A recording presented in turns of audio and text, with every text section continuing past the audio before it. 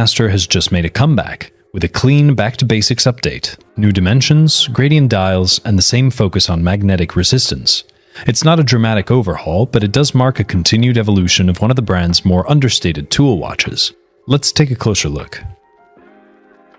The Railmaster, referenced CK2914, was first released in 1957 as part of Omega's professional line, or Broad Arrow trilogy, which also included the original Speedmaster, referenced CK2915, and the Seamaster 300, referenced CK2913.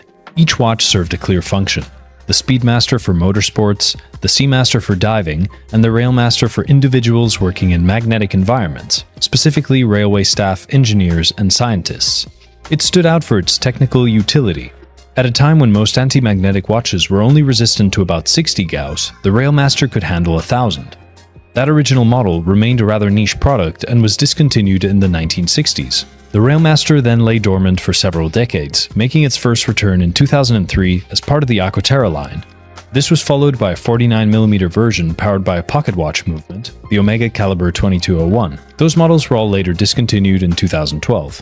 The next comeback took place in 2017, when Omega reissued the 1957 trilogy for its 60th anniversary. Alongside that limited edition model, the brand also introduced the 40mm Railmaster Co-Axial master chronometer with both a black dial and a silver dial. The infamous denim dial version came out a year later in 2018. These new Railmaster models build on that original focus on magnetic resistance, but strip everything down to its essentials. Like their most recent predecessors, they are powered by Omega Co-Axial master chronometer calibers, specifically the 8806 and 8804 movements. They are METUS certified, have 55 hours of power reserve, and are capable of withstanding magnetic fields of up to 15,000 Gauss. The updated Railmasters also maintain alignment with the Seamaster Aquaterra collection in terms of case design and overall styling, a design decision that's been consistent since the 2003 reintroduction of the line. The two new variants of the Railmaster feature printed dials with minimal text and no date.